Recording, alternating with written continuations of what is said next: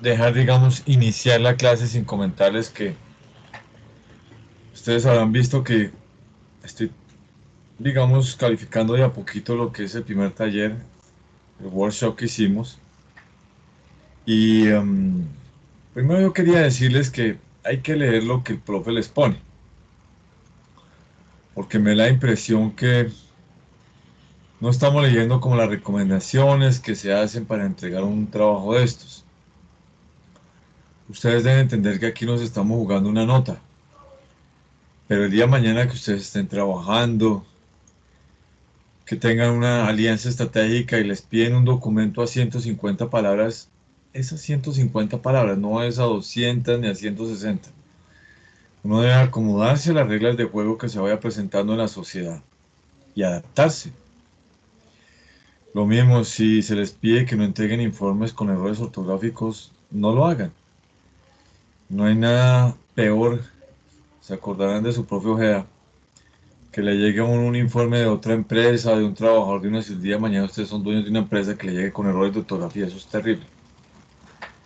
Eso demuestra que no hay o interés o cuidado realmente en el documento como tal. Y si el profe les dice que tengan cuidado con las normas APA, tengan cuidado con las normas APA.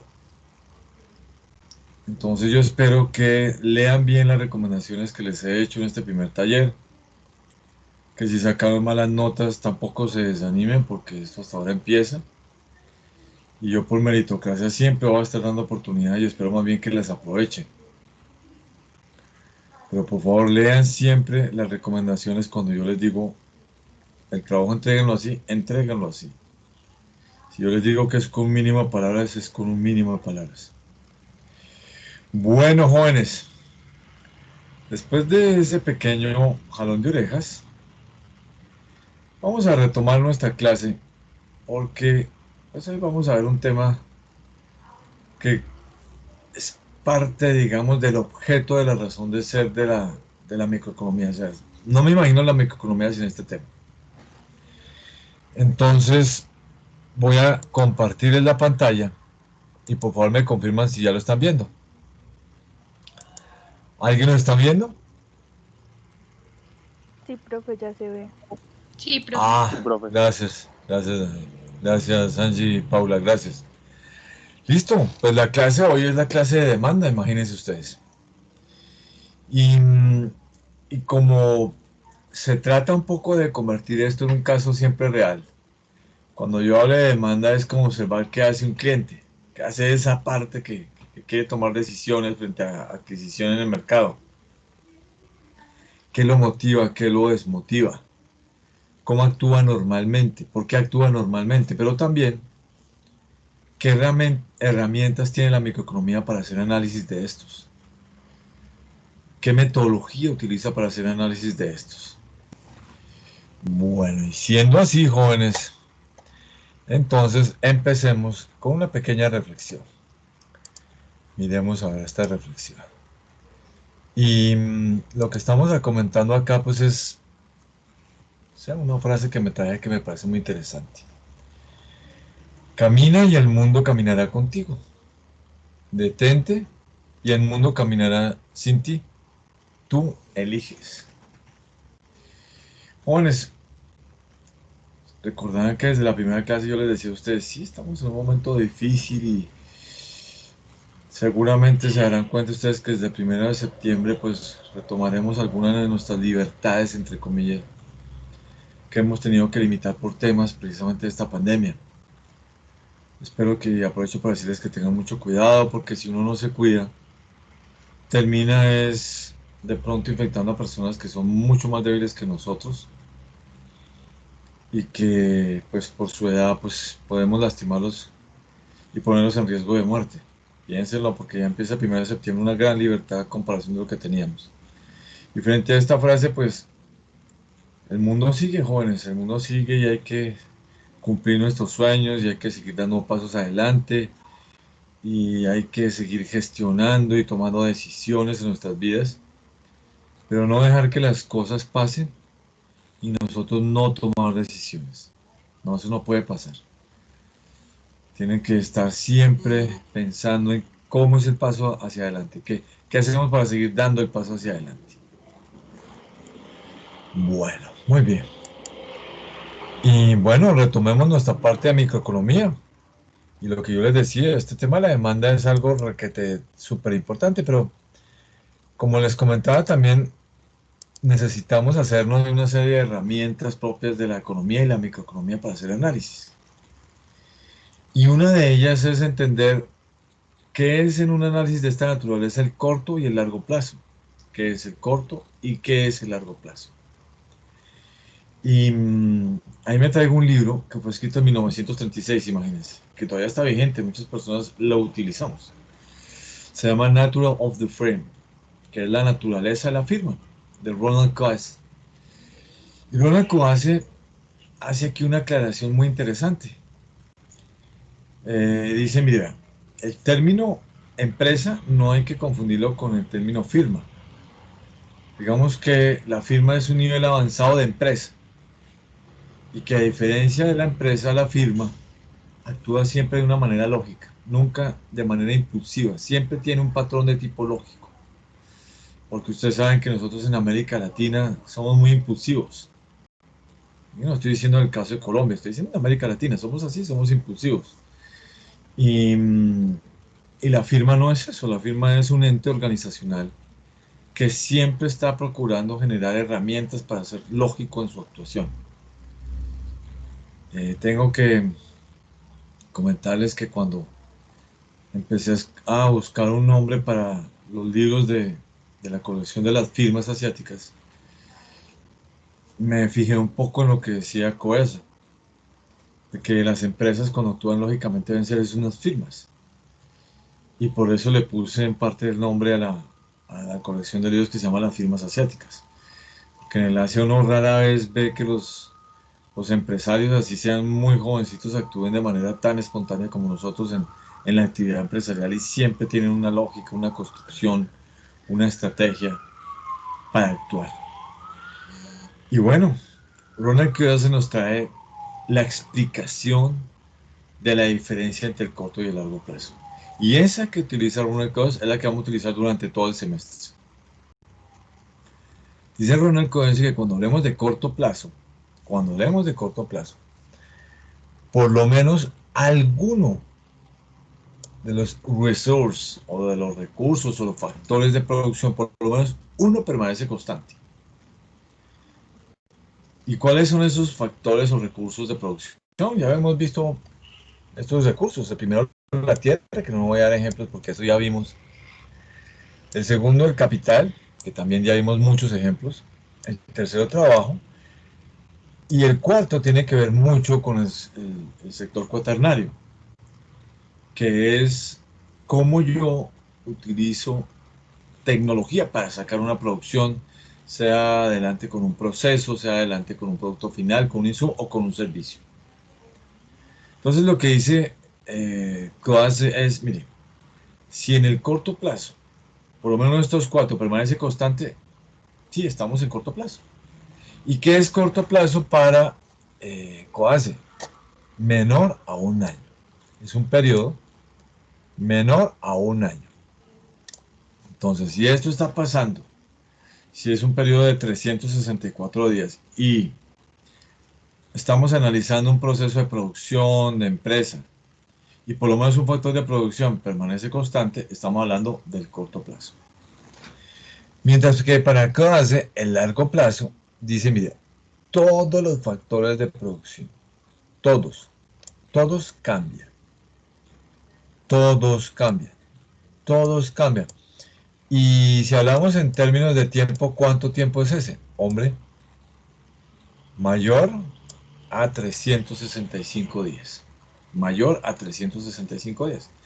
Entonces ya sabemos que en clase, ahora en adelante, cuando hable corto y largo plazo, utilizamos la referencia que Brunekers en 1936 explicó con Nature of the Frame. Bueno, muy bien, jóvenes. Esto está bueno, esto es como el inicio, este es el abreboca. Si alguno o alguno de ustedes quiere profundizar sobre este tema, es un tema muy interesante, el tema de firma y empresa. como le digo, mucha gente lo seguimos utilizando a veces como punto de referencia para hacer análisis. El libro original no es sino que lo busquen, se llama Nature of the Frame.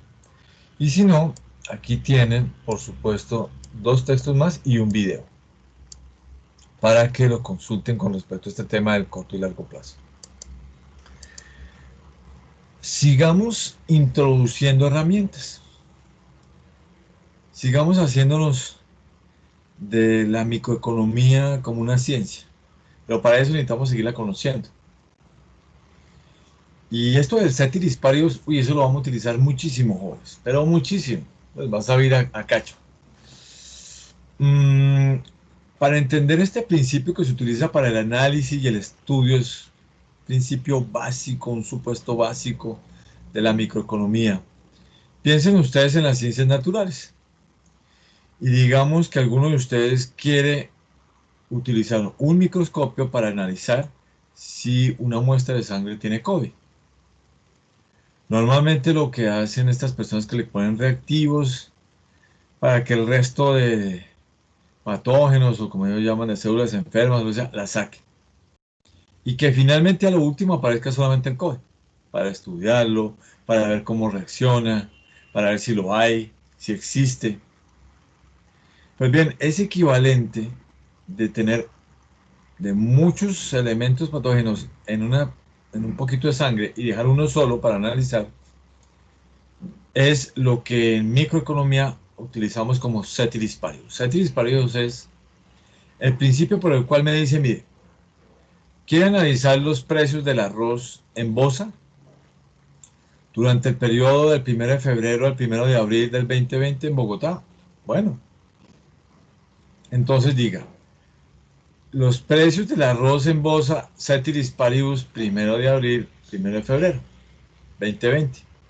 Quiere decir que solamente voy a utilizar mi análisis, voy a botarlo sobre los precios y voy a hacer de cuenta que el resto es constante. ¿Por qué?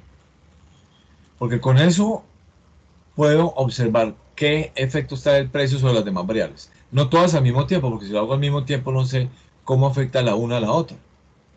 Entonces, si yo digo, por ejemplo, los precios del arroz en Bosa, ceteris paribus, quiere decir que lo único que voy a analizar que varía es el precio del arroz de Bosa y ceteris paribus es que todo lo demás es constante. Si yo digo, los precios de las bicicletas en la avenida Jiménez entre carrera 14 y carrera 18, ceteris paribus, quiere decir que solamente voy a revisar los precios de las bicicletas en un periodo de tiempo, por supuesto. Pero como a mí me gusta verificar que los términos queden claros, empecemos a saludar por acá. Juan Lady Paola Caicedo, buenos días. Buenos días, profe. Lady, ¿cómo te fue con eso del corto y largo plazo? Bien, profe, pues lo que entendí bien es lo de ahorita de la bolsa del arroz, que lo único que analizar es el precio de la bolsa. Ese sí lo entendí muy bien. Ah, o sea que lo de corto y largo plazo no lo entendió. Sí, también, pero o sea, el que más entendí ahorita fue el de Ceteris Paribus. Bueno, pues a ver, revisemos lo que no medio entendió. Con eso revisamos a ver qué pasó ahí. Lady, ¿recuerdas el fundamento, el libro por el cual Ronald Coase analiza lo del corto y largo plazo? ¿Te acuerdas del nombre?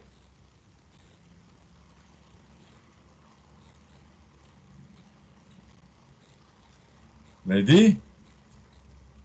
Bueno, vamos a preguntarle a alguien que te ayude, Lady. Joven Harold Steven Díaz. Buenos días. Harold Steven. Mío, ¿qué pasa? Buenos días. Joven Harold, ¿tú recuerdas el nombre del libro de donde sacó Ronald Coase el término de corto y Sí, largo buenos plazo? días. ¿Cómo se llama ese libro, Harold?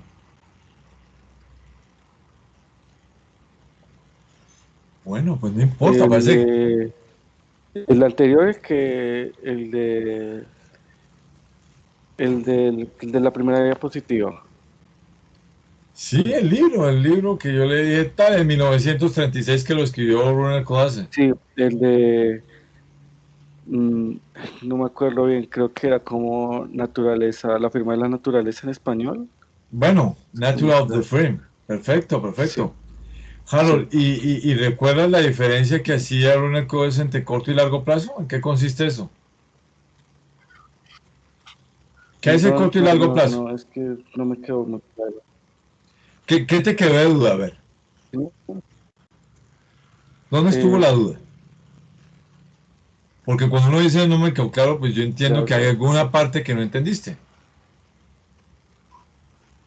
No, Como no, no. que, o sea, los plazos, o sea, no me quedó claro como en los tiempos en los que se dan o algo así. ¿Cuál es el O sea, corto se refiere plazo? como ¿Corto plazo a es meses, se más de refiere. un año o menos de un año? El corto plazo se refiere creo que a meses, como máximo un año, creo. Hasta un año. Y O el, sea, y sí, y el largo plazo, mediano, ¿no? Entre, no, no toca mediano plazo. supera los 10, supera los 10 años. Largo plazo, 10 años. No, pero yo creo que ahí estás un poquito equivocado. A ver, busquemos a alguien ¿Sí? que nos aclare eso. Joven Karen Natalia Díaz. Buenos días. Karen. Buenos días, profe. Buenos días, ¿cómo vas? Bien, Karen, a ver, no sé, con la joven y el joven Harold y la niña, no sé, como que nos enredamos ahí con Lady y con Harold. ¿Qué es el corto y el largo plazo según Ronald Kovace? Pues cuando tenemos corto plazo, significa que pues, los factores de producción, o sea, cambian los factores de producción, pero al menos alguno de estos no va a cambiar en un periodo menor a un año. Tenemos el trabajo, la Perfecto, tierra y la tecnología. exacto. Listo, fácil. ¿Y el largo plazo? Y en el largo plazo, todos los factores de producción deben cambiar en un periodo mayor a un año. Listo, de una. Karen, tú misma. Y ese término de ceteris paribus, ¿cómo es la cosa? Pues hace referencia a, o sea, trata de excluir los factores de producción que no van a cambiar. O bueno, sí, los que no van a cambiar. Entonces, digamos que vamos a hablar sobre, no sé, el precio de las manzanas. Entonces, dices el precio de las manzanas, ceteris paribus, y pues así estás haciendo referencia, como que solo quieres hablar del cambio en el precio de las manzanas, pero no el resto. A ver, vamos bien, Karen, pero vamos a complementarlo y vamos a ver cómo nos fue con Lady. Karen, gracias. Vale, profe. Lady, ¿me oyes? Lady, Lady Sí, Paula. señor. Lady, a ver, repasemos ese tema a ver del ceteris paribus, ¿cómo es? Pues, o sea, lo que yo entendí es que lo único que analiza es el precio de las bolsas. O sea, que uno tiene el ceteris paribus, solo revisa el precio como de venta, por lo que entendí, y uno tiene que analizar cuánto vale. Lady, yo voy a complementar lo que dijiste. Siempre que yo hable de ceteris paribus, Lady, jóvenes, quiere decir que solamente analizo la variable en cuestión. Si yo digo ceteris paribus, el precio del pan en Carulla en todo Bogotá, es que solamente voy a analizar el precio del pan en Carulla en todo Bogotá. ¿Qué voy a analizar? ¿Cómo se movió? ¿Cómo se determinó? ¿En qué punto está? ¿Por qué se generó ese precio? ¿Por qué ese precio es bueno o es malo para la economía? De resto, todas las variables las dejo constantes. Entonces me dicen, no, profe, ¿y el resto de precios de la economía? Constantes. Y el ahorro y la inversión, todo constante. ¿Con qué fin se utiliza el ceteris paribus? Para analizar una sola variable, no todas al mismo tiempo, porque si lo hago todo al mismo tiempo, no veo cuál es el efecto de una variable sobre otra. Lady, ¿quedó claro? Sí, sí, señor. Bueno, Lady. Sin embargo, Lady jóvenes, si hubo dudas, pues yo les traje un video. Entonces, si quieren complementar ese tema, no es sino que entren a ese video y por supuesto ahí van a encontrar lo que tenga que ver con el ceteris paribus. Muy bien. Listo. Ahora vámonos con la curva de demanda. ¿Qué es la demanda? ¿Cómo surge la demanda? ¿Qué es una demanda normal? ¿Qué implica que una demanda sea normal? Entonces, lo primero que vamos a decir es que ya sabemos que si hablamos de corto y largo plazo en economía, ya sabemos que vamos a utilizar los términos de Ronald Coase. También ya sabemos que es el ceteris paribus. Ahora, ¿qué herramientas de análisis utiliza la microeconomía? La microeconomía utiliza los planos cartesianos, pero no utiliza todo el plano cartesiano completo. Yo sé que muchos de ustedes vieron este plano cartesiano. Es un plano cartesiano que tiene 4 planos en realidad. Digamos que este primer plano lo vamos a llamar desde el origen, que es 0 acá, a esta punta lo vamos a llamar plano 1. Del origen hacia esta extensión de la línea horizontal lo vamos a llamar plano 2. Del origen, que es 0, al plano vertical hacia abajo de 0 lo vamos a llamar 3. Y de 0 hacia el plano horizontal y su extensión como brazo hacia la izquierda lo vamos a llamar plano 4. Si ustedes se dan cuenta, el plano 2 son valores positivos. Aquí está 0. Listo. El plano 3 son valores negativos. A ver, sigamos viendo qué más hay. El plano 4 es negativo, ¿cierto? Bueno. Y el plano 1, si es de arriba para arriba, pues es positivo. Positivo. En economía, en microeconomía, esta herramienta de plano cartesiano solamente utiliza este plano. Utilizando esta parte 1 y esta parte 2, que son ambos positivos, valores positivos. Porque yo no voy a decir, profe, es que el análisis de menos 3 precios, ¿cómo así? Sí, profe, es que menos 3 pesos. No, no, no, eso no existe. No, profe, es que menos 3 de inversión. No, no, tampoco, eso existe, no, eso no existe. Entonces, lo que vamos a utilizar es esta parte del plano cartesiano. Esa parte donde está positivo. Entonces, si lo pasamos acá, dibujémoslo. Sería algo así como esto. Es este chiquito. Entonces, lo primero que vamos a decir es que la parte que vamos a utilizar del plano cartesiano es el 1, 2, donde las variables dan positivo. Por supuesto, el origen siempre es 0.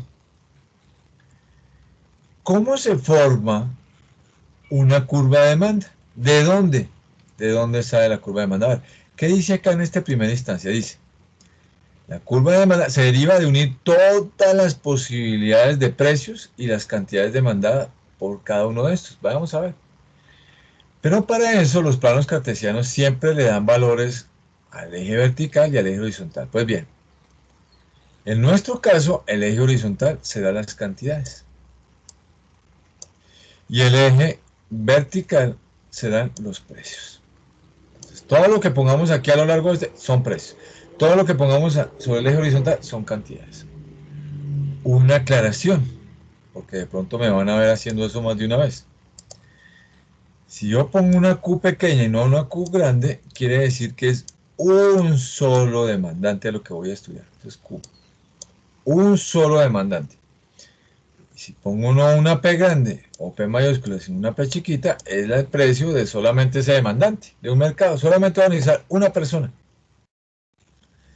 Vuelvo a leer lo que dice acá. ¿De dónde sale la curva de demanda? Mire, coja todas las posibilidades entre precios y cantidad y únalas. Entonces debe ser algo así como esto. Miremos a ver. Lo que me dice, no van a tocar los ejes porque eso significa otra cosa diferente. Dice, mire, cualquier unión entre el precio y la cantidad, si usted une esos puntos, le da lo que se denomina una curva de demanda. Es decir, a esta curva, a esta función que acaba de salir, la vamos a llamar demanda. ¿Y de dónde salió eso? De unir, siempre que ustedes proyecten los precios hacia la curva de demanda, tiene que ser puntos intermitentes. Porque si lo hacen con puntos seguidos, yo voy a pensar, o cualquiera, que es una función adicional, que es una función demanda. Entonces, lo que yo hago es que proyecto todos los puntos del precio hacia la curva de demanda. Este precio lo vamos a llamar precio sub 0. Ese precio sobre la curva de demanda, que es esta, va a generar un punto que lo vamos a llamar punto A. Este otro punto de acá, sobre el eje vertical, lo vamos a llamar P sub 1.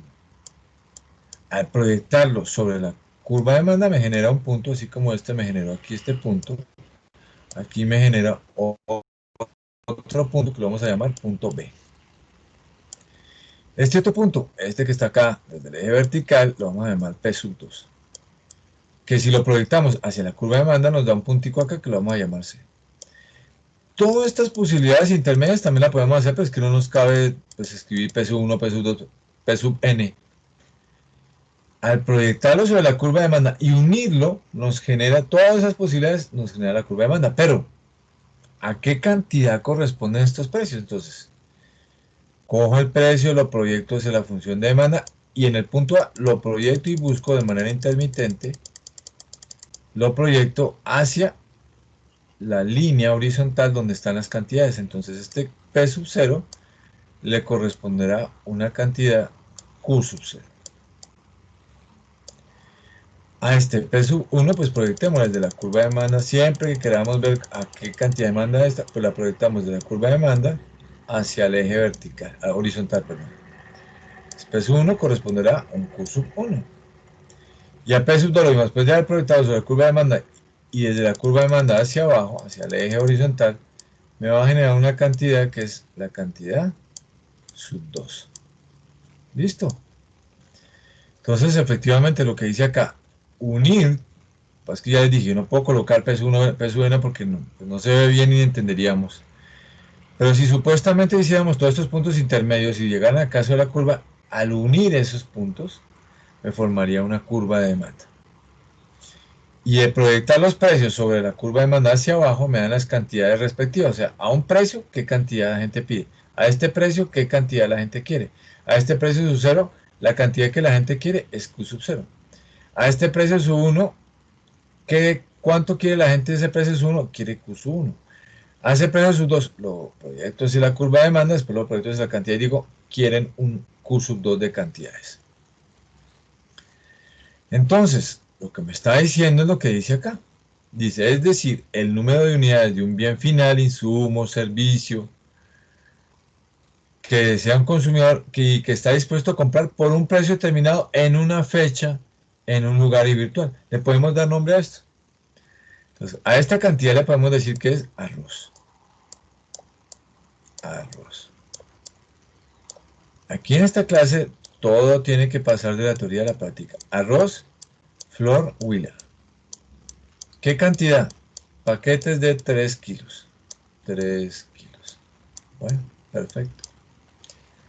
Los precios. Aquí vamos a hacer una aclaración, jóvenes. De ahora en adelante, en los talleres, en las clases, en los trabajos, cualquiera que esto sea, ustedes los precios los van a colocar en términos de ISO 4217. ISO 4217. Profe, ¿qué es eso de la ISO 4217? Entonces, vámonos a internet. Ojalá todos tengan algo de lo que tiene que ver con el conocimiento de manejo de presentación de un negocio. Un negocio, una propuesta, una idea para un banco siempre tiene que ir con ISO 4217. Entonces colocamos acá ISO 4217. Ojalá ustedes lo estén haciendo en sus casas. ISO 4217. ¿Listo? Por ejemplo, ISO 4217 dólar americano. Pero, profe, ¿qué es eso? Todos están viendo en sus casas, en sus sitios de trabajo, lo que estoy abriendo en Google. Sí, profe. Perfecto, gracias Luis Fernando.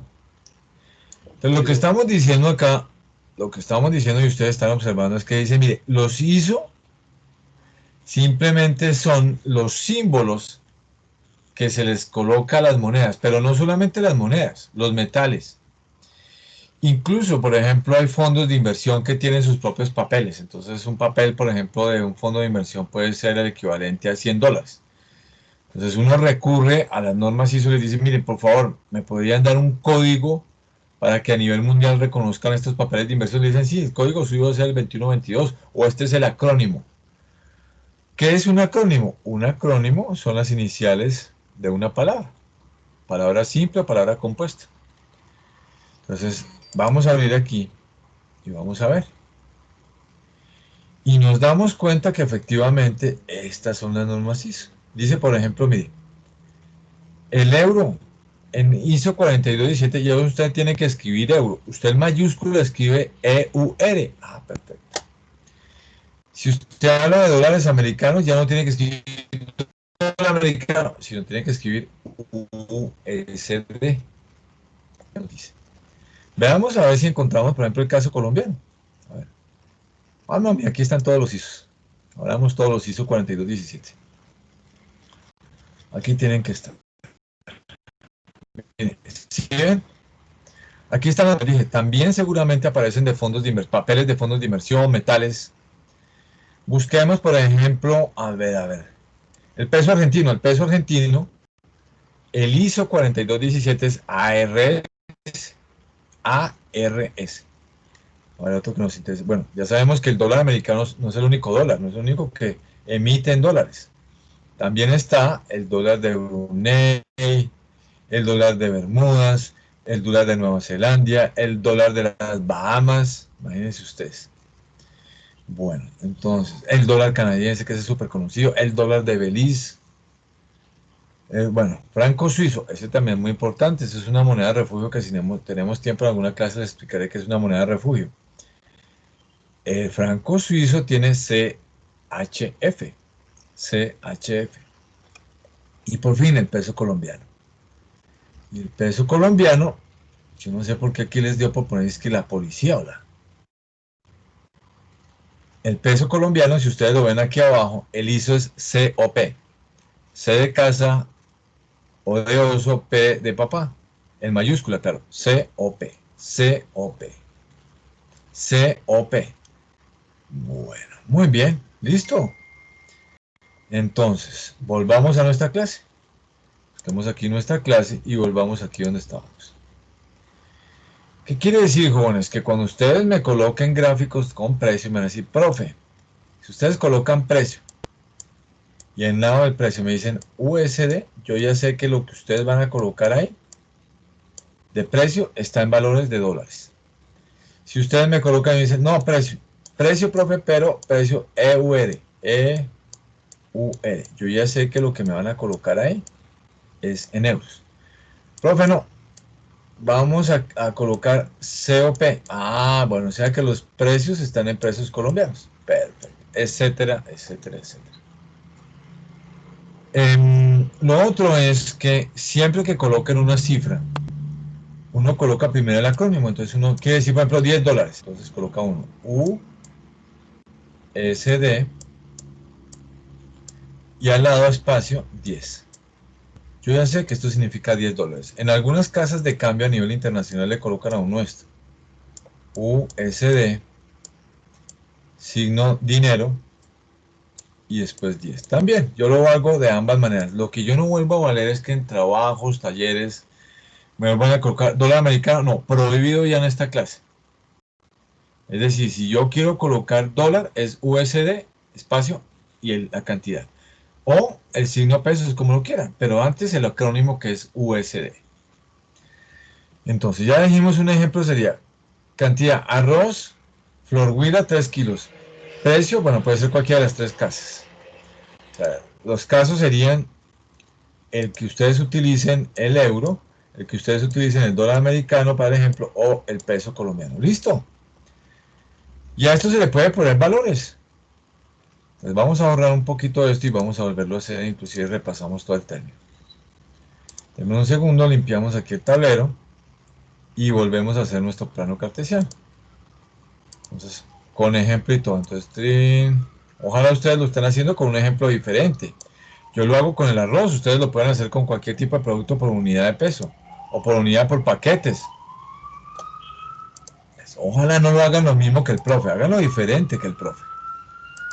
Vayan delante del profesor siempre, no detrás del profe. A ver, entonces ya sabemos que el origen de este plano cartesiano es 0. Ya me van a entender lo que yo voy a colocar aquí. P mayúscula, COP. Listo. En mayúscula.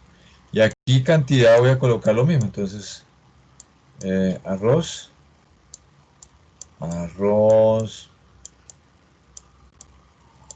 marca, flor, huila, 3 kilos. Y fíjense que otra cosa que nos dice, ojo con las fechas. Bueno, digamos que esto fue precios entre el 01 de febrero, y el 01 de abril. 01 de abril. Listo. Año 2020. Inolvidable para todos este año. Listo. Y tenemos un precio. Esta vez lo vamos a hacer al revés. Vamos a poner aquí el precio sub 0. Este precio sub 0 no hay necesidad de poner precio sub 0. Si lo van a hacer directamente con un ejemplo, yo lo hago para que me entiendan. Digamos que este precio sub 0 es 3 kilos. Eso debe estar valiendo más o menos, pongamos 10.000 pesos. 10.000. Ya no tengo que poner aquí pesos porque ya sé que todo lo que coloque aquí, ya lo dije, está en términos de pesos COP. Precios COP. Listo. Que el P sub 1, aquí ya ponemos el valor directamente, entonces pongamos que el P sub 1 es 11.000. Listo. Ya sabemos que es el precio P sub 1.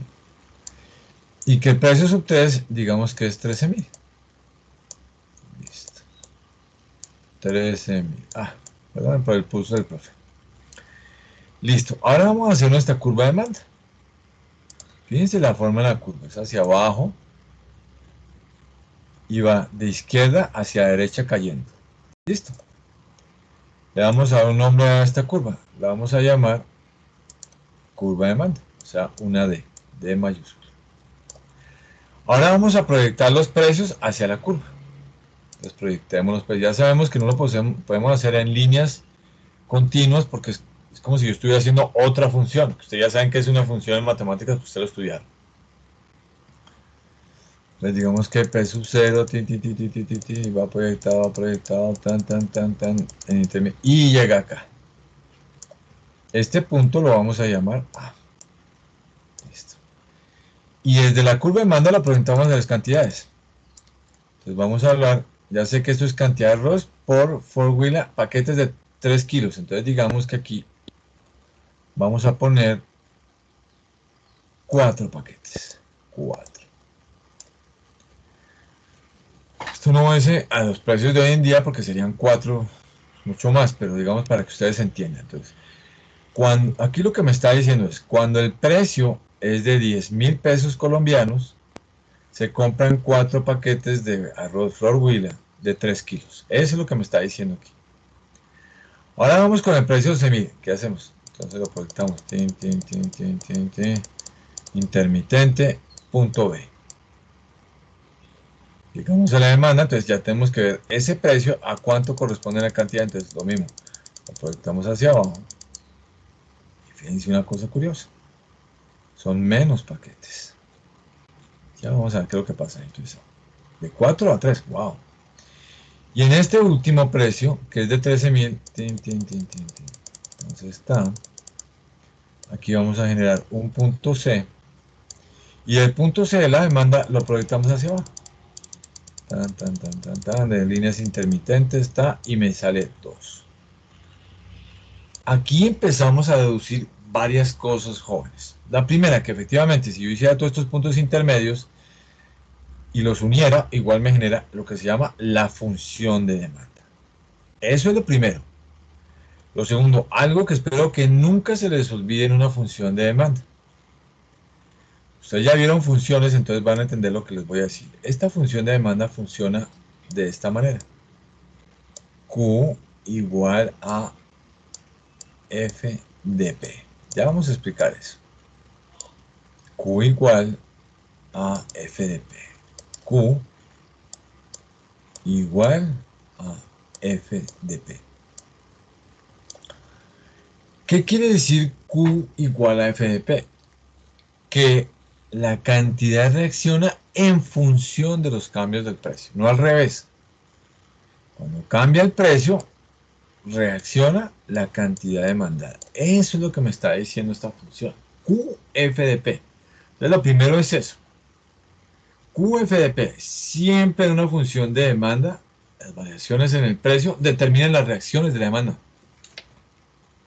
Yo veo un precio y yo reacciono de acuerdo a los precios, es lo que me está diciendo. Yo como cliente, los precios para mí es un parámetro importantísimo de toma de decisiones. No al revés. Lo segundo, normalmente, fíjense ustedes, cuando suben los precios, disminuye la cantidad demandada. Fíjense. Pasamos de 10.000 a 11.000 y ya no consumimos 4 paquetes, sino 3 paquetes de arroz Frogvila de 3 kilos. ¿Cuánto disminuyó el consumo? Todo esto, todo esto. Pasó de 4 a 3 paquetes de arroz Frogvila de 3 kilos. Vuelvo y digo, si analizamos QFDP, estamos diciendo que cuando sube el precio, normalmente disminuye la demanda. Sí. O es que usted dice, ay, qué chévere, subieron los precios del arroz, uy, voy a comprar más arroz. Normalmente no lo hace. Hay bienes en los cuales se reacciona de esa manera. Hay servicios que sí se reaccionan así, pero esos son diferentes y de esos hablaremos. Pero normalmente cuando le suban los precios, usted, su reacción es consumo menos. Y pasará de 11.000 a 13.000, pues veamos. Aquí pasa de 11.000, miren. Subió entonces. Si sube de 10.000 a 11.000, efectivamente la cantidad demandada disminuye de 4 a 3. Perfecto. Miren, aquí está el 4 a 3. Ahora, si sube el precio de 11.000 a 13.000 pesos, de 11.000 a 13.000, fíjense que aquí está 11 a 13, ya no se consumen 3 paquetes de arroz Frogvila de 3 kilos, sino se consumen, fíjense, mira, se consumen, se disminuye todo esto, se consumen ahora 2 paquetes de arroz Frogvila de 3 kilos. Entonces, como que hay un desplazamiento sobre la curva de demanda. Entonces, esa es otra cosa que hemos aprendido. Ya entendimos que normalmente cuando suben los precios, bajan las cantidades demandadas. Pero que cuando cambien los precios, siempre que haya cambios de precios, ceteris paribus estamos. Precios, ceteris paribus. Los cambios se analizan sobre la curva de demanda. No hay desplazamientos de la curva de demanda, no. Los cambios se analizan sobre la curva de demanda. Otro elemento de tipo metodológico es que yo siempre analizo desde un punto A a un punto B. Si ustedes me dicen, pero es que el punto de equilibrio o el punto de análisis cambió. Yo analizo lo que ustedes me pongan desde el punto A. Yo busco el punto A. Y si yo veo que hacia el punto B coincide con lo que me explican, está bien. Si no, no. Listo. Entonces, repito nuevamente. Normalmente cuando suben los precios de un producto, de un insumo, de un servicio, las personas disminuyen su consumo y lo vimos en este caso. Segundo, la función que explica matemáticamente esto que está sucediendo aquí económicamente es Q igual a FDP. ¿Y qué significa QFDP? Que las cantidades dependen de las variaciones del precio, matemáticamente. Y en este caso, cuando suben los precios, normalmente disminuye la demanda. Lo tercero es que cuando yo hable ceteris paribus, precio, ceteris paribus, quiere decir que las variaciones siempre las voy a analizar sobre la curva de demanda. Cuarto, siempre voy a analizar la economía, el cambio de la dinámica de los puntos, los nuevos puntos de equilibrio desde un punto A. Cuando yo vea punto A y punto B, yo analizo qué se explica desde el punto A y punto B. Listo. Jóvenes, ¿alguna pregunta hasta acá? Preguntémosle a alguien porque es que esto es así. Angie Paola Alba. Angie. Hola, profe, buenos días. Buenos días, Angie, eso me gusta, ella llegó pero con todo, eso es una cosa impresionante. Angie, te voy a hacer una serie de preguntas, ¿listo? Bueno, ¿qué significa Q igual a FDP? Que es como la explicación matemática de esto. Esta función explica que las cantidades dependen de las variaciones del precio. Perfecto. Vamos, Angie llegó con la fuerza, llegó con el conocimiento volando. Vamos bien, Angie. Angie. Normalmente en cualquier mercado del mundo, porque esto que trabajó Marshall sigue funcionando hoy en día, sea por una plataforma, sea físico, sea virtual, lo que sea. Normalmente, si el precio de un insumo, si el precio de un bien, de un servicio sube, ¿qué se espera con la demanda? Ceteris paribus. Las cantidades disminuyen según sus precios. Si sube, obviamente las personas no van a consumir lo mismo. Exacto. O sea, normalmente se espera eso, ¿cierto, Angie? Sí, señor. Bueno. ¿Por qué en un gráfico de un plano cartesiano, Angie, siempre se debe analizar los puntos o la dinámica del gráfico, lo que sea, desde un punto A? Sí, porque se pretende explicar la curva de la demanda desde un punto inicial a un punto final. Entonces, ¿qué pasa Exacto. entre esos dos puntos? O sea, ¿cuál es el comportamiento que hay entre este punto y este otro? No, es Angie, si me descuido aquí terminando la clase, así es sencillo. Porque simplemente cuando expliquemos, cuando veamos oferta va a ser lo mismo. Cuando veamos desplazamiento de yo también voy a decir, ¿dónde está el punto A? ¿Dónde está el punto B? Explíqueme qué pasó ahí. Eso es, Angie, todo es eso. A ver, ¿qué más le pregunto yo? Angie, ¿qué es ese cuento que se inventó el profe del ISO 4217? ¿Eso para qué nos sirve? Eso nos sirve para determinar con qué precio, con qué moneda estamos trabajando. Entonces, por ejemplo, pues como lo acabo de explicar, USD, dólar, EUR, euro, colombiano, y así dependiendo del peso que se quiera trabajar.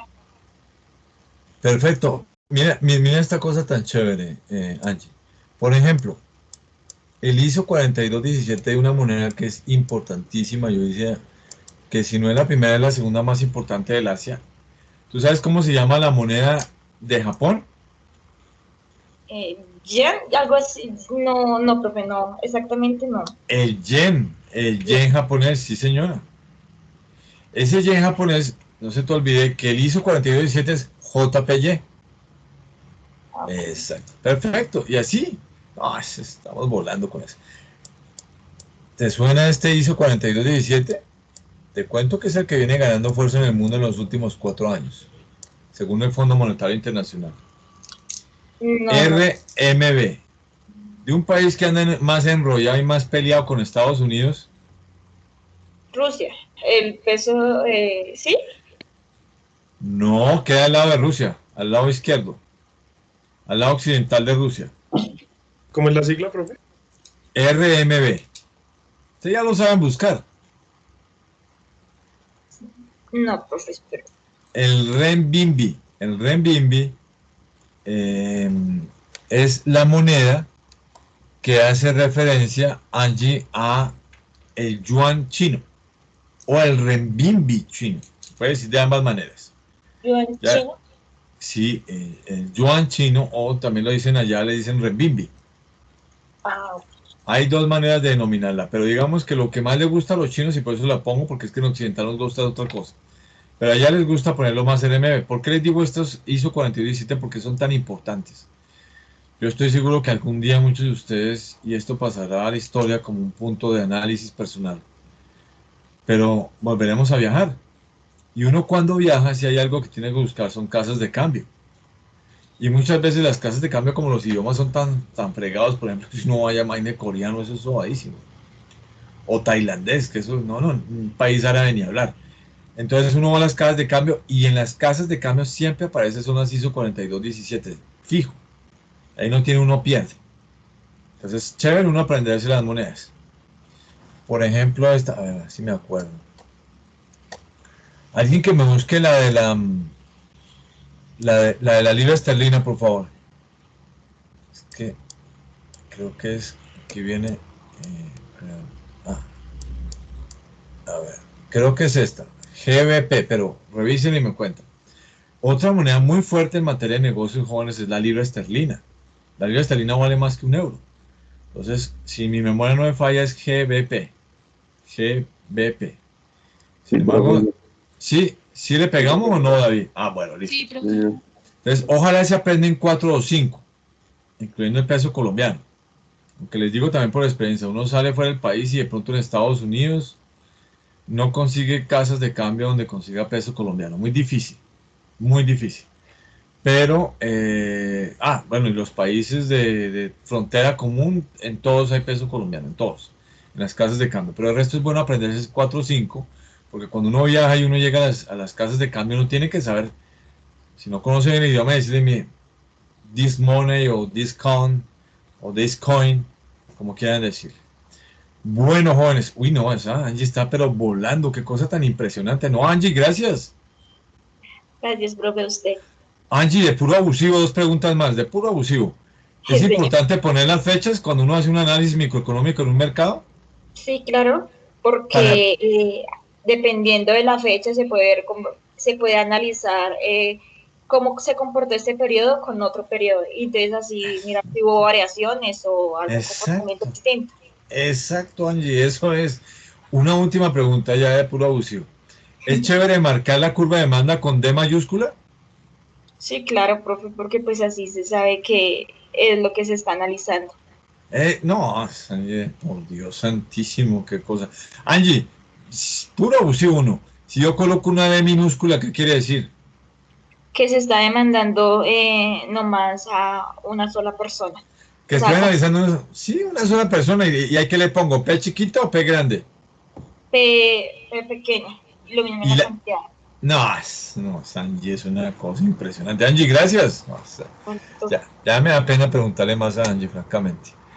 Bueno, jóvenes, esto que les acabo de decir también funciona al revés con respecto a la bajada de precios. ¿Cómo así, profe? Voy a explicar rápidamente porque esto sí es entendible muy fácil. Ya dijimos que si suben los precios, normalmente, pues hombre, si a mí me suben los precios, pues normalmente yo demando menos. Eso fue lo que acabo de explicar. Pero, ¿qué sucede si bajan los precios? Entonces, ya aquí puedo hacer todo completo. Entonces, aquí el origen vale 0. Aquí vamos a colocar esta vez PUSD. Ya sabemos que son dólares. Aquí. Y digamos que aquí yo coloco un precio inicial. Voy a colocar, a ver, $4. Listo. Y aquí voy a colocar $3.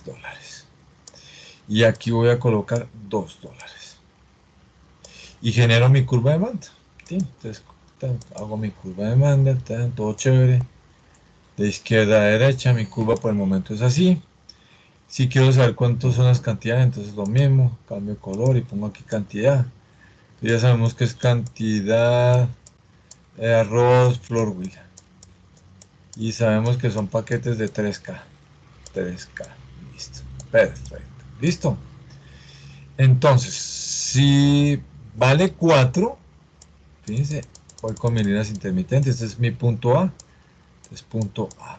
Para saber a ese precio cuánto se demanda, lo que hago es que proyecto de la curva de demanda hacia abajo. Tin, tin, tin, tin, tin, tin, tin, tin, tin. Y efectivamente, digamos que un paquete. Listo. Y si quiero saber con $3 cuánto está, lo proyecto hacia la curva de demanda. Entonces llamo este punto B. Y veo a ver cuántos paquetes equivale a eso. Pues me equivale a 2 paquetes. Y si quiero saber con $2 cuántos paquetes se compran de alor fluido de 3 kilos, entonces pum, intermitente, punto C. Y para saber la cantidad de la demanda lo proyecto hacia abajo y me da 3 paquetes. Miremos a ver si se cumple normalmente lo que se dice. Pues para saber si se cumple, lo que estoy diciendo es que a medida que bajan los precios, normalmente las personas demandan más. Veamos. Al pasar y bajar de $4, los paquetes de $4, punto A al punto B, al pasar de 4 a $3 del punto A al punto B, pasé de comprar un paquete a comprar 2 paquetes. Parece que sí funciona esto. ¿Y qué pasa si lo que hago es que bajo el precio de 3 hacia 2, de 3 hacia 2, de 3 hacia $2? Miremos. Entonces pasé de consumir 2 paquetes a 3 paquetes. ¡Wow! Quiere decir que funciona esto normalmente igual al revés. Es decir, así como en el ejemplo pasado dijimos que si suben los precios, disminuye la cantidad de demanda, también funciona al revés. Es decir, si bajo los precios, la gente, las personas en el mercado suelen demandar más. Joven Karen Natalia Díaz Abulgal tiene la mano levantada. ¿Qué pasó con los buenos días? Hola, profe, qué pena, es que quería hacerte una preguntita. Claro, Karen. Dentro de todo esto, nosotros vemos los puntos de corte, o sea, con los precios me refiero como el precio máximo en el que ya no se va a comprar, o sí, un producto, o no. Claro. ¿Y cómo lo sabrías? Pues no, es que hasta donde yo me acuerdo, pues eso se hacía con una ecuación como pues hallando los puntos de corte y la pendiente y demás, pero quería saber era si sí se veía. Claro, pero mira, es que no hay necesidad de hacerlo matemáticamente, sino gráficamente. Mira lo que haces. Tú deberías proyectar tu curva de demanda, ¿sí la ves? Mírala. Y va a llegar aquí un punto donde se corte con el vértice. Mira. ¿Te das cuenta? Si yo sigo sacando el vértice aquí, acá, sería este punto. Ujú. Aquí en este punto habría un precio. Me voy a inventar ese precio, ¿no? Entonces digamos que le vamos a poner $10. Si te das cuenta, a este precio, la cantidad de demanda es ¿cuál? Sí, Cero. ¿Si te das cuenta? sí, señor. En este precio, a este precio de 10, al proyectar yo mi curva de demanda, cero. Lo puedo hacer también matemáticamente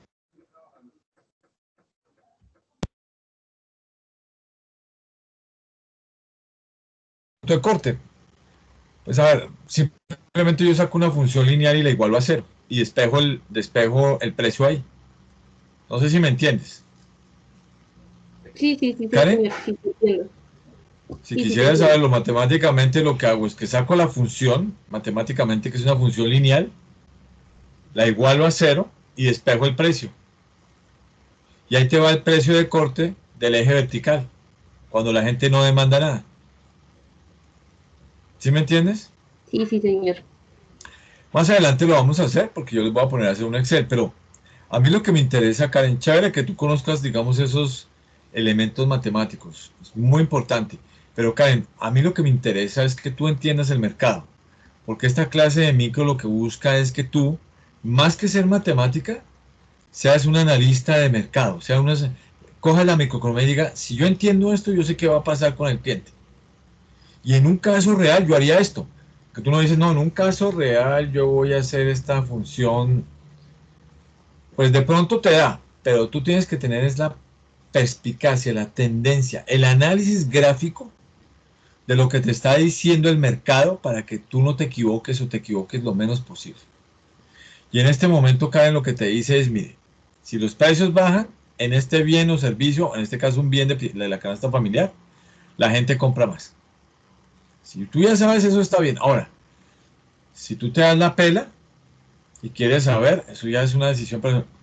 ¿Hasta dónde puedo cobrar mucho? Pues ya te dije, sacas la función y le igualas a cero y despejas P. Pero a mí me interesa es que tú veas esto en casos reales, que tú conviertas estas matemáticas, estas funciones en un caso real, Karen. ¿Sí te quedó claro? Sí, señor, profe, gracias. No, a ti por la pregunta, muy chévere esa pregunta. Bueno, jóvenes, no, pues sigamos, porque qué tal no hemos avanzado.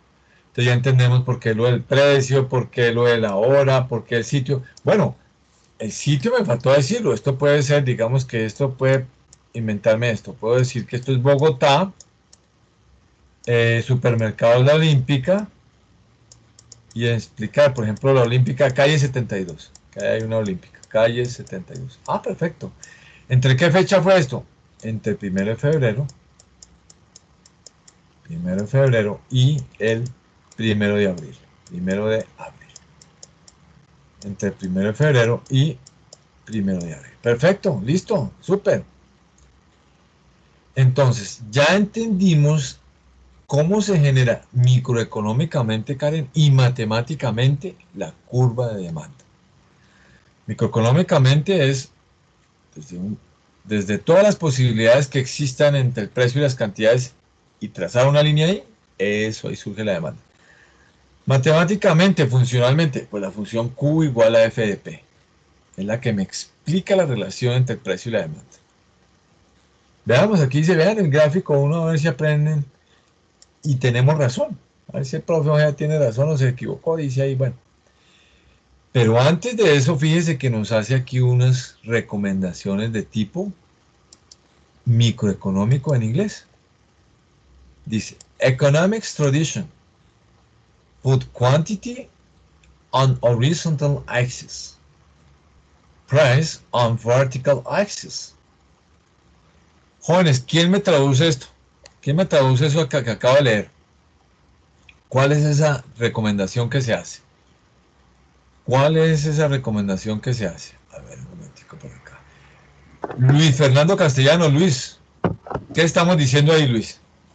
Bueno, profe, dice como que, digamos, la tradición o algo normal de Sí. seguir en la parte económica es, digamos, poner la cantidad pues, en el eje horizontal, digamos, del plano cartesiano. Me imagino que nos habla en este caso, obviamente. Y Dame un segundo, espérate, digerimos eso. Entonces, tú me estás diciendo, profe, lo que dice ahí es que se hacen recomendaciones para estos análisis micro. Es que siempre en un plano cartesiano coloque en el eje horizontal, in the horizontal axis, ponga la cantidad, ¿cierto? Creo que lo hicimos. Listo, ¿y qué dice después? Y dice que el precio va en el eje vertical. Entonces, la otra recomendación, tú me corriges, Luis Fernando, es que en el eje vertical vaya el precio. ¿Sí es la otra recomendación? Perfecto, listo. No sé si se le quiere medir a esa otra parte. Dice, typically demand curve slope down. Higher price means lower quantity demanded. No sé si se le quiere medir a ese. Claro, profe, una. Bien, listo. Profe, pues dice que, digamos, el movimiento, ¿cómo se dice? O sea, yo sé que es slopes, pero como la gradiente, sí, como la gradiente. Casi. En matemáticas, Luis Fernando, el slope es la pendiente. Eso, pendiente, eso, en La español. pendiente. Porque y tú lo sabes, en el inglés general es como un movimiento, como un punto, nosotros lo llamamos un punto de inflexión, como un cambio de la tendencia. Pero en Eso, matemáticas el slope es la pendiente, ¿recuerda? O sea, perdóname porque es que estamos diciendo cosas muy interesantes. Es decir, que cuando yo hablo de slope, yo estoy repasando aquí lo que ustedes ya vieron en otras clases. Slope es la pendiente, que nosotros lo conocemos con la letra M minúscula. Perfecto. Pues ahora sí puedes traducir. listo, profe, dice como que, pues típicamente, la curva de la demanda, pues como en esta pendiente, que va en bajada, obviamente. O dicho de otra manera, yo te ayudo, Luis Fernando. Normalmente una curva de demanda se dibuja de izquierda a derecha. Es decir, va cayendo. La pendiente va cayendo, va disminuyendo. Es lo que te está diciendo ahí. Normalmente pasa eso, típicamente pasa eso. Correcto, profe. Entonces dice que los precios más altos significan como la más baja cantidad demandada. Exactamente. Exactamente. Oh, Luis Fernando, thank you very much for helping me now. Welcome, teacher. Ok, thank you, Luis Fernando. Luis Fernando nos dijo, no, es que últimamente ustedes están pero durísimos y durísimas. Sí, señor. Luis Fernando tiene razón. Repasemos lo que él dijo. Yo, profe, aparte de arriba dice, mire, tradicionalmente, ¿qué se hace para estudiar estos temas? Cuando haga un plano cartesiano, profe, por favor, no se lo olvide. En el eje horizontal, coloque la cantidad. Put quantity on horizontal axis. Profe, y en el eje vertical normalmente se coloca el precio. Price on vertical axis. Perfecto, listo. La otra recomendación que nos hace Luis Fernando es la siguiente. Dice, profe, mire, dice que normalmente o típicamente las pendientes de la demanda tienden hacia abajo. Es decir, las curvas de demanda normalmente se dibujan de izquierda a derecha hacia abajo, como cayendo. Sea que esté más acostada, sea que esté más inclinada. Siempre dibújelas de izquierda a derecha. Eso es lo que está diciendo. Y lo que eso significa en primera instancia es lo que acabamos de explicar antes. Que hay una relación inversa entre el precio y la cantidad. Imagínense eso que acabamos de descubrir, que normalmente, jóvenes, normalmente pasa esto. Si ponemos aquí el precio y ponemos la cantidad, normalmente, y espero que nunca se les olvide eso y van a ver por qué es tan importante esto.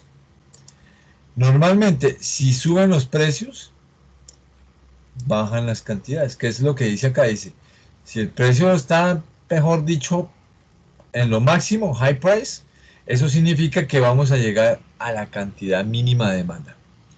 O como lo vimos ahorita en clase, también lo vimos de otra manera. ¿Y qué vimos en clase adicionalmente? Pues al revés. ¿Y cómo funciona el revés? Pues veamos a ver cómo funciona ese revés. Ese revés lo que dice es que si bajan los precios, a ver, pongamos una flecha aquí al lado. Si bajan los precios, normalmente lo que yo espero es que suban las cantidades. Esto es lo que significa que la curva de demanda tenga esa pendiente hacia abajo. O dicho matemáticamente, la pendiente de una curva de demanda que se comporte de esta manera, donde el precio y la cantidad actúen normalmente de manera inversa, tiene un valor negativo, tiene un valor negativo. Normalmente, la relación inversa entre precio y cantidad se confirma en una curva de demanda porque la pendiente, su valor es negativo. Su valor es negativo. ¡Wow! Acabamos de ver varias cosas bien interesantes. Yo creo que aquí ya vamos a... No sé si Luis Fernando tiene otra pregunta, ¿por qué me dejó la mano levantada? Ay, no, profe, qué pena, se me olvidó No, bajarla. profe, quiero mostrar mi mano, entonces cuenten, son 5 dedos y tal y Pascual. Bueno. Juan Sebastián Correa, buenos días. Buenos días, profe. Juan Sebastián, echémosle una repasadita a esto, a ver, echémosle una repasada. Yo te hago Bueno. preguntas y tú me vas respondiendo. Bueno, Listo, sí, señor.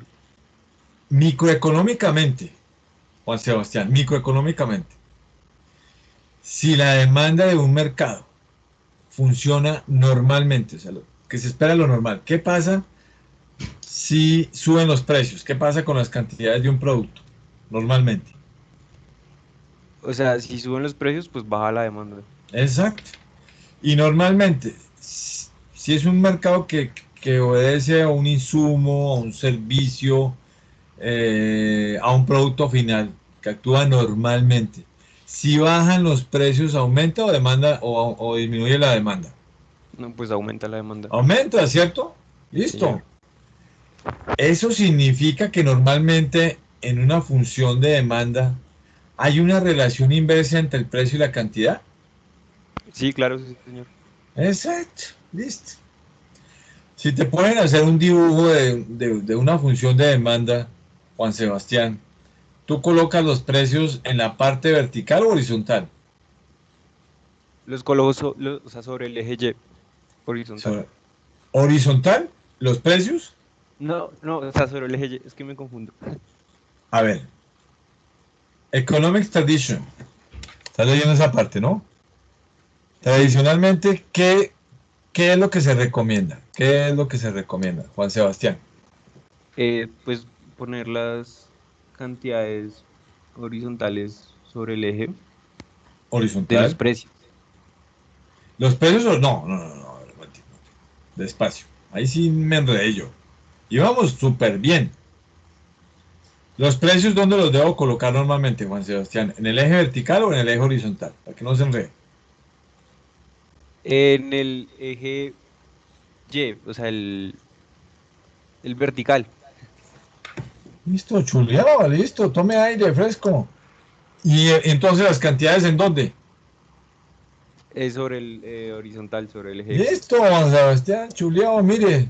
Chuleado, no hay problema. Bueno, ¿qué más le pregunto yo a Juan Sebastián? Juan Sebastián, ¿eso quiere Señor. decir que normalmente una curva de demanda tiene pendiente negativa? Sí, ¿Qué quiere decir que una pendiente sea negativa? que pues, o sea, va descendiendo, va, es que no sé cómo explicarlo. ¿Tú estudiaste pendientes o no? Sí, señor. Claro, eso Juan Sebastián sabe, es un resto, hombre. Yo también preguntando esas vainas. Ahora, Juan Sebastián, acuérdese a ver si su profe está bien, me dice. Si está equivocado, el profe no se equivoque, no haga esas cosas. A ver, una pendiente se saca por y sub 2 menos y sub 1, x sub 2 menos x sub 1. Juan Sebastián, ¿estoy diciendo barbaridades o es así? No, sí es así. Gracias, Juan Sebastián, profe, no le quiero hacer quedar mal, pero es así. Eso. Te fíjate lo que tú estás diciendo. Si esto es así, Juan Sebastián, y lo pasáramos a los valores que estamos diciendo, en el eje vertical, ¿qué variables son las que están puestas? En el eje vertical. Los precios. Entonces, mira lo que estaríamos diciendo, ya en un caso real. Estaríamos diciendo que P sub 2 menos peso 1 y por lo tanto, pues las cantidades harán referencia a X sobre X sub 2 menos X sub 1. Ya vamos a terminar ese profe, pero complete esa cosa ahí que me toma enredado, quién sabe qué. Si esto es así, Juan Sebastián, me está diciendo que siempre esta relación, siempre, normalmente, si estamos hablando de este caso donde hay una relación inversa entre las cantidades y los precios, normalmente esta pendiente me va a dar un valor negativo. Juan Sebastián, ¿estoy bien? Sí, señor. Juan Sebastián, acabamos de explicar la curva de demanda matemáticamente. Sí. Microeconómicamente o que económicamente es lo que tú dijiste inicialmente, es decir, si suben los precios, espero que las cantidades, normalmente ¿qué? ¿Suban o bajen si suben los precios? Si suben los precios, bajan las cantidades. Exacto. ¿Y si bajan los precios? Suben las cantidades. Eso matemáticamente es lo que quiere decir. Sí, señor. Exacto. No, Juan Sebastián, bien, ahí patinamos un par, pero tampoco uno tiene por qué saber todo, ¿sí o no, Juan Sebastián? ¿Qué tal? Sí, claro, sí, señor. ¿Qué tal también y todo? Bueno, Juan Sebastián, gracias. No, usted, profe. Bueno, Juan Sebastián chuleado, entonces sigamos aquí con esto. Bueno, jóvenes, pero fíjense que nos hace un análisis interesantísimo estas gráficas. Y nos dice, oiga, ¿por qué no le para bolas a ese corte de puntos que por ahí una amiga mía me preguntó, ya, profe, de por Dios, ¿qué pasa? ¿Ah? ¿Qué es esto si no explica todo? No, tampoco. Y nos dice un caso interesantísimo, nos dice, oiga, ¿qué pasa aquí donde la demanda curva el corte al eje vertical? Ahora sí ya sabemos que es el eje Y. ¿O qué pasa aquí donde la demanda corta? Mira, aquí lo corta, aquí estoy viendo que está cortando al eje. Y aquí yo estoy viendo, corta el eje horizontal. ¿Qué se les ocurre a ustedes? A ver, preguntémosle a alguien, porque este caso está muy interesante. Antes de irnos a descansar, porque hemos aprendido demasiadas cosas hoy. No, pues tampoco, profe, demasiado conocimiento tampoco, profe. Juan Paula Andrea Cao, nuevamente buenos días. Buenos días, profe. Paula, estamos aquí, somos inquietos desde el punto de vista intelectual y queremos ver qué es esa vaina que la curva de demanda corta los ejes, imagínate. Nosotros a las 11:25 andamos por esas cosas, pero averigüemos ya que nos metimos en esto, Paula. Paula, ponme atención. Vamos a empezar por este caso. Vamos a empezar por este caso. Sí. ¿Una corta al eje Y o al eje X? Y. Ahí donde te puse la flecha. Y, ¿cierto? Sí, es el eje Y. Sí, Y, sí. Y normalmente en el Y aparecen los precios o las cantidades. precios. Precios. Sí, profe, es la tradición económica. Ya vamos a ver por qué la tradición además. Bueno, listo. Date cuenta, tú me corriges, ¿sí? No sé, yo intuyo por lo que acaba de colocar y ya me están diciendo, ya me está diciendo acá, me dice, profe, tal, sí, tal cosa. Dime si estoy bien. Ahí el precio es el máximo valor. Precio es el máximo valor. Pero ahí mismo, Q es igual a 0. ¿Estás de acuerdo o usted, profe, de puro despistado, está diciendo bobadas? ¿Sí? ¿Estoy bien? Sí, señor. No, Paula, eso me apoya totalmente, chévere, sentirse uno apoyado. Paula, entonces, en ese punto, el precio es el máximo, en ese mercado, con ese producto, lo que tú quieres. Pero si te das cuenta, aquí el precio es el máximo, pero Q es igual a 0. Sí, mira, aquí está el 0. Aquí está, sí. No, bien, perfecto, estamos bien. Bueno. Piensa lo que te voy a decir porque después vamos a llamar a otra persona y yo te voy a dar un tiempo para que lo pienses. Piensa una situación real. Era lo que hablábamos con tu compañera antes, que yo le decía, chévere saber lo matemático. Pero a mí también me interesa mucho que conozcamos un caso de la vida real de situaciones de estas. Piensa una situación con una marca de empresa, con un producto, con un insumo, con un servicio, donde se presente una situación así, donde el precio sea máximo, y fíjate ahí no producen nada. ¿Qué situación en esa empresa será esa? Es tan raro, ¿cierto? ¿Pérdidas? Fíjate. No sé, piénselo, porque yo le voy a preguntar y me dice un producto, piénselo. Yo voy a dar 2 minutos ahí, mientras que aquí hablamos con otra persona. A ver. Joven Paula Vianella Mezquita, buenos días. ¿Paula? Buenos días, profe. Paula, es que nos gusta meternos en unos rollos, unas vainas ahí, unos análisis ahí de puro, de locos que somos. Paula, vámonos con el otro caso. Y el otro caso es este. Yo te lo voy a marcar con una flecha, ¿sí? Mira donde estoy marcando con la flecha. ¿Sí estás viendo ese punto? ¿Sí? Sí, señor. Listo, Paula. Sí. Tú me corriges si estoy diciendo barbaridades o no me dio bien la vaina. Aquí el Q es lo máximo de Q. O sea, en ese punto donde se curta la demanda por el eje de las X, Q es máximo. Y fíjate que aquí el precio es igual a 0. ¿Estoy correcto o no, Paula? ¿Tú qué crees? Sí, señor. Perfecto. Sí, profe. No, ahí está, profe, eso está muy botado. Póngame una cosa más difícil, no importa, ya se lo voy a poner más difícil. Paula, como yo sé que quiere una cosa más difícil, pues yo le doy gusto aquí al cliente. Paula, échele cabeza y piensa en un caso de la vida real donde eso pasa, con marca, con empresa. ¿Listo? Piénselo y yo vuelvo aquí. ¿Con quién era que estábamos metidos en el otro rollo? ¿Sería con Pablo Andrea Cautivaduiza? ¿Estábamos metidos en un rollo tenaz? Sí. Paula, cuénteme, ¿qué se le ocurrió? A ver. No sé, profe. Es que cuánto ejemplo, no sé. O sea, una empresa no sé bien. A ver, hagamos el ejercicio los dos. No dejemos ir esto así de fácil.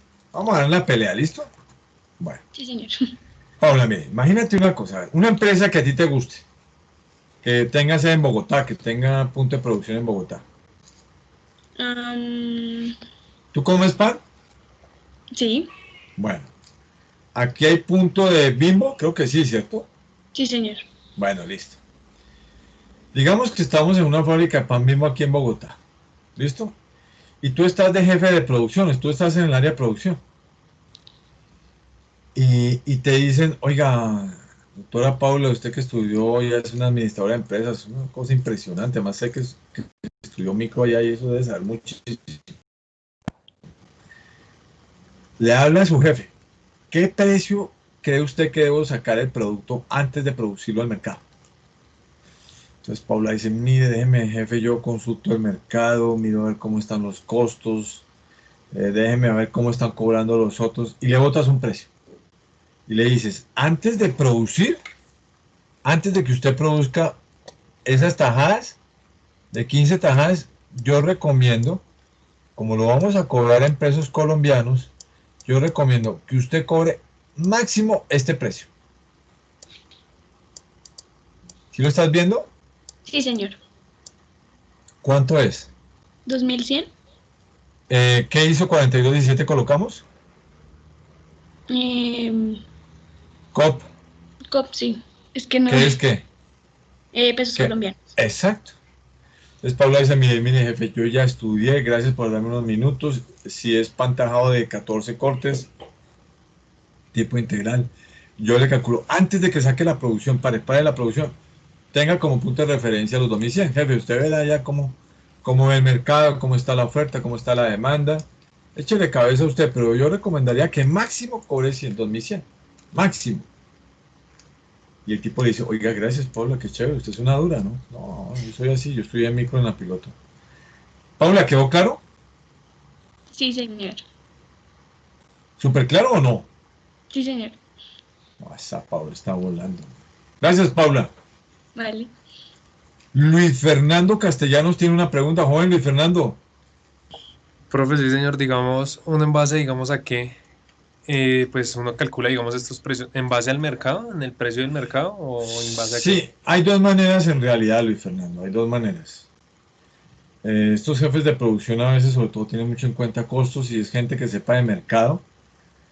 Hace lo que se llama un benchmarking, tiene los precios de los competidores y deja un margen de ganancia y saca ese precio antes de producción. La otra es como la compañera de ustedes dijo antes y que yo le recomendé, que es una forma muy matemática, aunque eso, francamente eso casi nadie lo hace en una empresa, pero es una fórmula chévere para hacerlo y lo vamos a hacer nosotros más adelante en la clase con un Excel. Y es que tú sacas la función, que tú sabes que esta es una función lineal que puede ser 2x más y, por decir algo. Y 2x más y te sale la curva, por decir algo. Donde x cantidad y y es precio. Si ese 2x o 2q más p lo igualas a 0 y despejas p, te va a dar ese p máximo. No sé si me hice entender. Mira. Sí, profe, sí, da ¿Sí? el precio máximo a cobrar. Si es que no me quiero adelantar, pero matemáticamente uno lo saca así.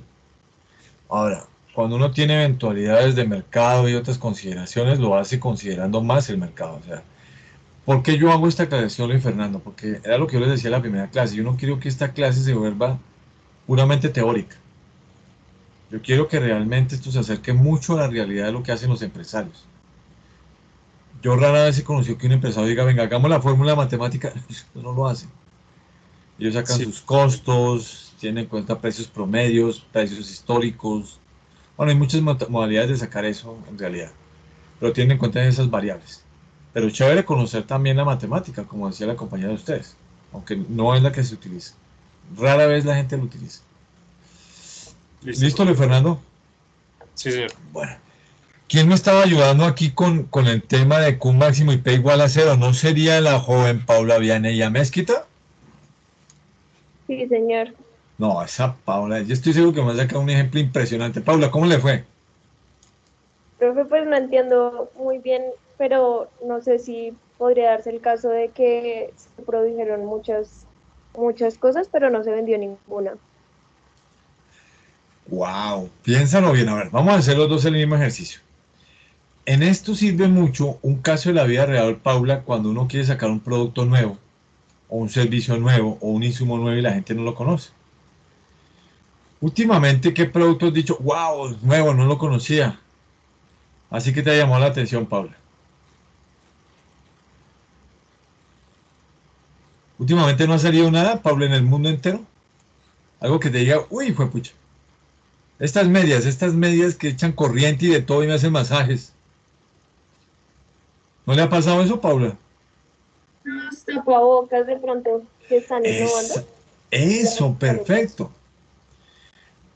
Digamos, no es el caso porque por el tema del COVID no lo van a hacer, pero digamos que se puede hacer.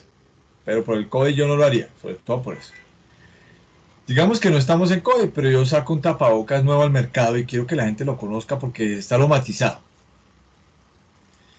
Y tú dices, mire, para las personas que compren los 10 primeros paquetes de algodón, les vamos a regalar el nuevo sistema de tapabocas aromatizado, gratis. Claro que tú hiciste tus cálculos en la empresa, lo mismo que pasó como acabamos de hacer ejercicio. Uno realmente lo que hace es que saca el nivel de producción y uno calcula a 15 días, a un mes, a 2 meses, cómo recupera con un precio la regalada de esos productos, porque eso hay que, ¿sí? Si uno dice, bueno, si vendo 100 unidades en 15 días y si vendo 1000 en un mes, quiere decir que yo puedo obsequiar por lo menos 100 unidades durante 8 días para que la gente conozca el producto, haga una promoción. Entonces, tú, Paula, has hecho todos esos cálculos y dices que aquí, ese es un buen ejemplo con los tapabocas, Paula, mira, tapabocas, entonces tapabocas aromatizado. Y este número le vamos a colocar un número ahí, entonces le vamos a colocar 100 unidades, 100 unidades. ¿Qué estás diciendo ahí, Paula? Que hasta 100 unidades vas a regalar con precio igual a 0. Pero como te dije, seguramente después vas a hacer tu cálculo o antes, de tal manera que cuando empieces a cobrar el precio, recobres el valor de esas 100 unidades entregadas gratis inicialmente para que conocieran tu producto. ¿Sí conociste, entonces, sí entendiste la razón de ser de ese punto, o Paula? ¿Me entendiste? Sí, profe, quedó claro. No, esa Paula, de una, si ve, Paula ya nos pasó el susto y todo, qué caramba, son unos duros en esto. Paula, gracias. Paula dice, profe, quedé sin palabras, eso fue tan impresionante este ejemplo que quedé sin palabras. Bueno, jóvenes, para irnos a descansar. Vamos a ver si podemos chulear o decir, no, profe, usted dejó de enseñar unas cosas ahí que eran muy importantes. Economics Tradition, chuleado. Típica Demand Curve Slap Down, chuleado. ¿Qué pasa cuando Q es igual a 0? Dios mío, ¿cuál será este punto? chuleado. ¿Qué pasa cuando P es igual a Q máximo? Chuleado. Q igual a F de P. No lean esto todavía, no. Esto no. Todavía no lo vamos a tocar. ¿Qué pasa cuando Q igual a F de P? ¿Qué explica eso? Chuleado. ¿Qué explica que la pendiente es negativa? ¿Qué significa microeconómicamente la relación inversa entre variables? Chuleado. No, jóvenes, nos fuimos a descansar. Esto aprendimos que dio miedo, oiga. Bueno, pues será despedirnos porque todo ese nivel de aprendizaje tan impresionante. Ahí quedan algunas lecturas, queda la grabación de la clase que la subiré un poquito más tarde. Juan David Alejandro, gracias por estar en clase. Angie Paola Alba, gracias. Pablo Andrea Cao, gracias. Karen Natalia Díaz. Juan Sebastián Correa, Luis Fernando Castellanos. Paula Vianella Mezquita. Lady Paola Caicedo, Luis Fernando Serrano. Quien me falta, Juan José Barbosa.